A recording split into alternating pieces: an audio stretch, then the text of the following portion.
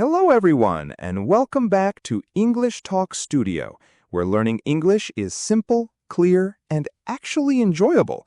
I'm Jake. And I'm Emma. Hi, everyone. It is so great to be here with you today. Emma, how are you feeling today? Honestly, a little sore. Sore? Why sore?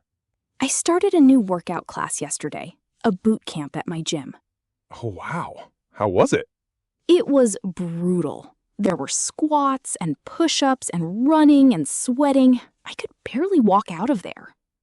But you finished it. I finished it, and actually, I feel really good. Tired, but good. Well, that is the perfect introduction, because today we are talking about health. Health, such an important topic, and full of really useful English vocabulary. Doctors, exercise, food, sleep, mental health, all of it. By the end of this episode, you will be able to describe your health, talk to a doctor in English, discuss exercise habits, and order healthy food with confidence.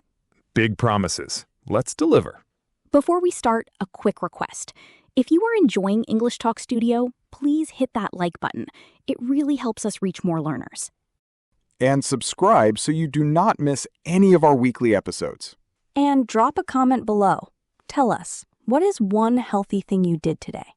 Okay, Emma, let's start with how to describe how you feel. The most basic question, how are you feeling? And basic answers. I feel good, I feel fine, I feel okay. But when you are not feeling well, you need more specific words. I do not feel well. That is the general phrase for being sick. Or, I am not feeling great. A little softer. For specific symptoms, you can use the structure I have. I have a headache, I have a fever, I have a cough, I have a sore throat, I have a stomach ache. Or, my something hurts. My head hurts, my back hurts, my knee hurts. Or, I feel dizzy, I feel nauseous, I feel exhausted. These are the most common phrases when you are not feeling your best. Now, let's go to the doctor's office. This is where many learners feel nervous. Let's do a quick role play. Emma, you are the doctor. I am the patient. Hi, Jake. What brings you in today? Hi, doctor. I have not been feeling well for a few days. I am sorry to hear that. Can you describe your symptoms? I have a sore throat, a slight fever, and I have been very tired. How long have you had these symptoms? About 4 days. Any cough? A little, but mostly the sore throat. Have you taken anything for it? Just over-the-counter pain medicine. It helps a bit, but not much. Okay, let me take a look. Open your mouth and say ah. Your throat does look red, and your temperature is slightly elevated. It looks like you have a viral infection. Probably the same one going around right now. Do I need antibiotics? Not for a virus. Antibiotics only work for bacterial infections. For this, the best treatment is rest, lots of fluids, and time. How long will it last? Usually 5 to 7 days. If it is not improving by then, come back. And if your fever gets high or you have trouble breathing, come in sooner. Got it. Thank you, doctor. You are welcome. Take care of yourself. And scene. Notice the structure of that conversation. The doctor asks, what brings you in? Can you describe your symptoms? How long have you had this? Any other symptoms? Have you taken anything? And the patient answers clearly, with specific symptoms and time periods. Useful patient phrases. I have not been feeling well. My symptoms are, I started feeling this way 3 days ago. The pain is sharp, dull, throbbing. And asking about the treatment. Do I need a prescription? How should I take this medicine? Are there any side effects? How long until I feel better? Now, let's talk about prevention, staying healthy, because that is even better than getting better. 3 big areas: exercise, food, and sleep. Let's start with exercise. What kind of exercise do you do, Jake? I run 3 times a week, usually about 30 minutes each time, and I lift weights 2 days a week. Nice. I do yoga twice a week, and now apparently this boot camp class. Plus, I try to walk every day. Walking is so underrated. Just 30 minutes of walking a day is amazing for your health. Common types of exercise: running, jogging, walking, swimming, cycling, hiking. These are cardio exercises. Cardio is short for cardiovascular, exercise that gets your heart rate up. Then there is strength training: lifting weights, push-ups, pull-ups, squats. And flexibility exercises, yoga, stretching, Pilates. The ideal routine includes a mix of all three. Useful phrases for talking about exercise. I work out 3 times a week. I go to the gym after work. I am training for a marathon. I am trying to get in shape. Or, I am out of shape. That means you are not very fit at the moment. I am trying to lose weight. I'm trying to gain muscle. I am trying to stay active. Now let's talk about food, because what you eat matters as much as how you exercise. Probably more, actually. You cannot out-exercise a bad diet. True. Useful food vocabulary: healthy foods, fruits, vegetables, whole grains, lean protein, nuts, seeds. Less healthy foods: processed foods, fast food, sugary drinks, fried food, sweets. When you describe how you eat, I try to eat healthy. I eat a balanced diet.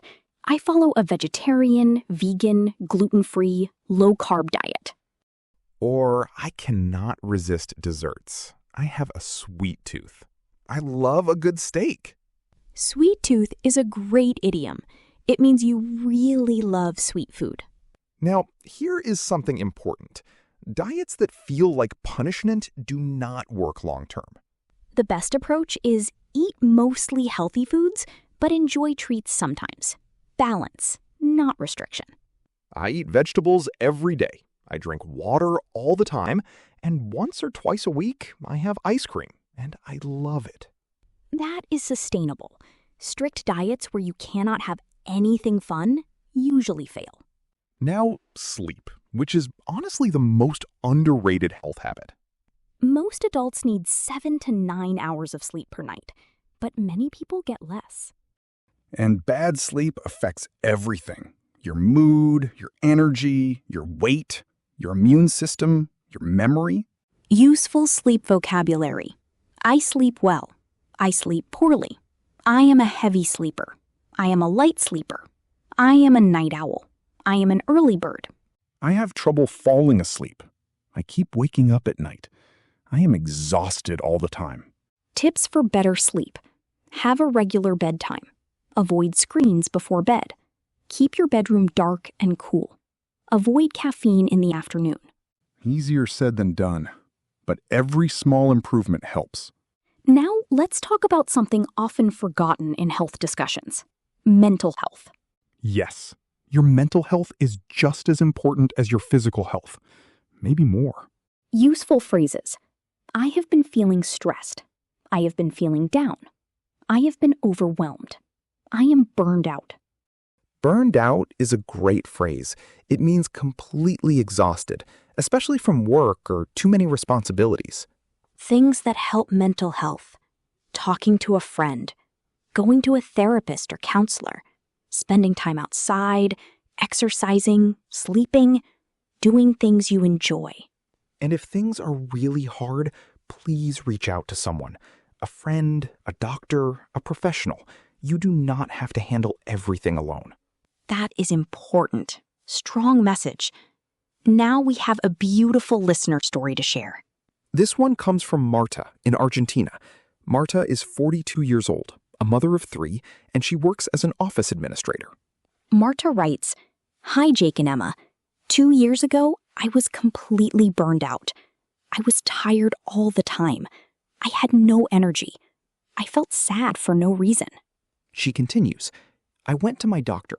She did not speak much English, but I had been learning with you all. She asked, 'Are you sleeping well? Eating well? Exercising?'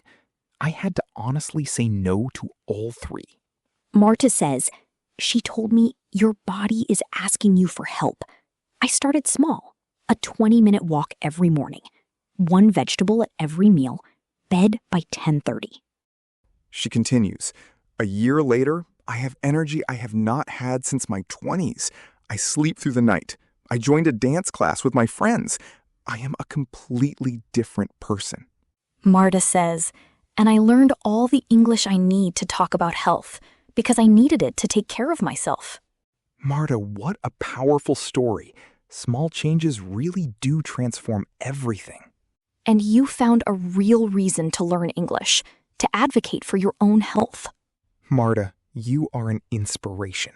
Keep moving, keep dancing, keep going. Listeners, if you have a health story or any story to share, please send it to us. We love hearing from you.